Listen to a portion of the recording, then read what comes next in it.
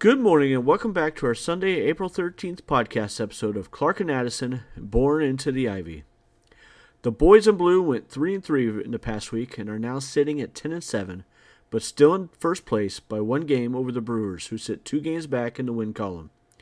On today's episode, we will do a small breakdown of all 6 games in this past week, talk about some individual performances 17 games into the season, and the Justin Steele injury, among other things. Remember, the best way to help grow the podcast is to listen to every episode, like the episode, share the episode with your friends, and if you haven't yet, make sure to subscribe so that you never miss an episode. Last Sunday's game was a roller coaster that left us fans, and I'm sure the players, heartbroken.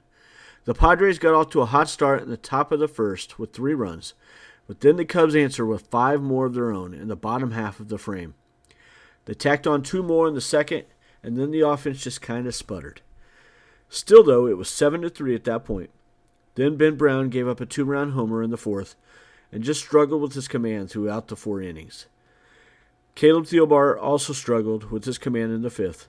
Merriweather and Keller both pitched well, and I could argue that Hodge and Presley pitched reasonably well also, even though the Cubs lost the game, giving up a run in the 8th and the ninth.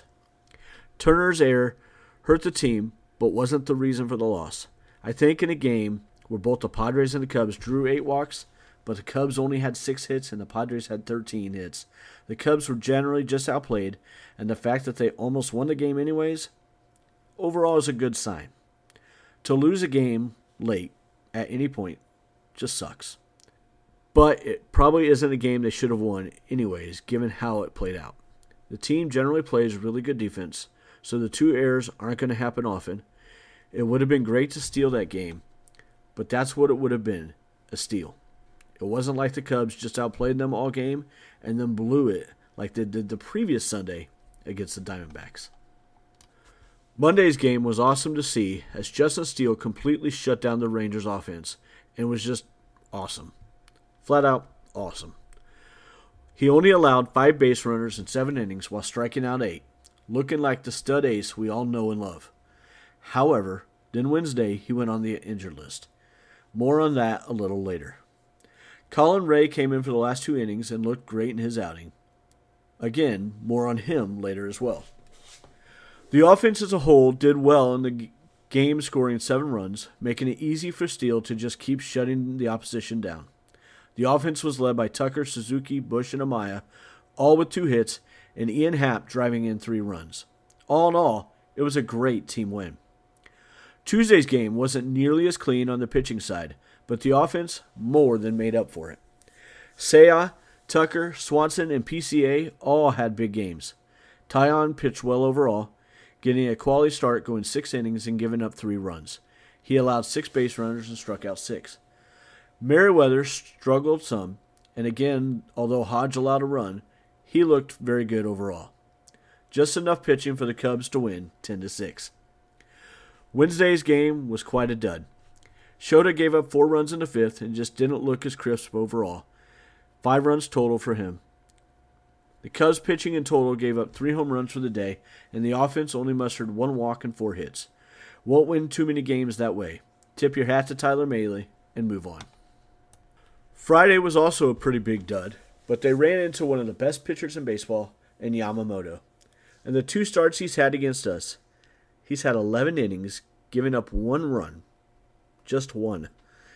Only 5 hits and 2 walks. The dude is looking every bit the ace that they acquired. Matt Boyd did not pitch bad by any means, giving up 3 runs in 6 innings and striking out 7. He did walk 3, but the offense just didn't give him any support at all. Saturday night, that was fun. As a Cubs fan, holy crap, that was fun to watch. Cubs had a dominant performance against the Dodgers, both offensively and pitching. Ben Brown looked every bit like the high upside guy that we know he can be. It's important to remember that there's going to be inconsistencies with him as he learns in the majors. Just like any young pitcher, he's only pitched in 19 games and only had 11 starts, with a total of 73 innings. He's going to have some growing pains, but the upside is real and will become more and more. I get there is a strong argument to be made for him to max out all the time in the pen and limit his innings a little more for this year. But let's enjoy what he can do as a starter as well, especially now with some injuries. Kyle Tucker is looking every bit like the superstar the Cubs acquired when they traded for him. He is 7th in the majors in OPS at 1.108 and 3rd in the NL. I think it's important to note that Seiya Suzuki and Michael Busch are also 27th and 28th in the majors in overall OPS, respectively. Seiya at 928 and Busch at 926. All that said, even though he doesn't have as many at-bats to qualify because he's splitting time with Miguel Amaya, Carson Kelly is playing out of this world offensively as well. His OPS is a whopping 1613. 1613. That's in only 35 at-bats and has an on-base percentage of .571. That is absolutely ridiculous, small sample size or not. I also want to touch a little bit on PCA. Although he has really struggled some at the plate, I think overall he's had pretty good plate appearances, good at-bats.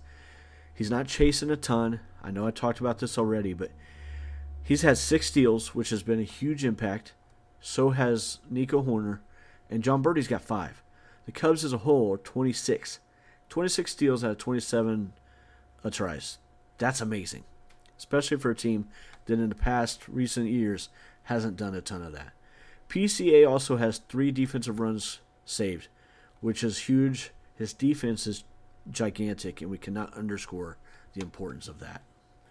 On the pitching side of some of these performances, Matthew Boyd and Shota have been pitching well overall, and Brown, Steele, and Tyon are all coming off solid starts.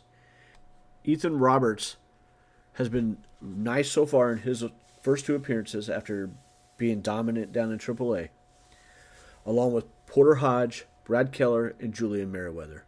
Tonight we will see how Colin Ray's first start translates after he's looked really good in his first 3 appearances. I would love to see him go 4 to 6 innings, likely on a 70 to 80 pitch count, of solid work with 2 runs or less. 3 would still qualify up in there, but hopefully not more than that. I think the Cubs going against Tyler Glasnow, they can get him. We'll see what happens. I think this is a very winnable series for the Chicago Cubs. Seiya Suzuki, however, left last night's game with right wrist soreness, and we found out that it's been bothering him since the A's series. Hopefully, this would just be a short-time issue, but we will find out more soon, I'm sure. As for Justin Steele, he obviously went on the IL because of left elbow tendonitis. This is the same issue he's been dealing with over the last year, and the 3rd time it's been an issue for Steele. He had an MRI done, and the results have not been announced, but Craig Counsell in a press conference on Marquee Sports Network announced that Steele is seeking a second opinion. This has obviously caused quite amount of concern amongst Cub fans about Steele being out for an extended time. Although the Cubs have quite a bit of starting pitching depth, no one in the organization currently would be expected to fully fill the shoes that Steele is capable of. It would be irresponsible for me to further speculate on this until we find out more. For now, we can hope for the best case scenario and expect the worst. I think it's also important to note that Counsell said this is the same injury that he had last year. I think as a fan base, we just want Justin to be healthy and do what is best for him long term, as much as we want him pitching now. He is so good, and we need him to do what is best for him and his overall health as a starting pitcher. As always, don't forget to join our Facebook group at Clark and Addison, Born Into the Ivy. Leave some posts or comments in there about what you'd like to hear or what you thought about today's episode. However you subscribe to your podcast, please like and subscribe to Clark and Addison, Born Into the Ivy, so that we don't miss out on any other future episodes. Also, if you feel so inclined, please make sure to leave a 5-star review and leave me some comments. If you are enjoying this podcast, make sure to tell and share it with any of your friends who might be Cubs or baseball fans. Have a great day, and let's go Cubs. Paisley, send them home. Go Cubs, go! Living on the water, counting days since last summer.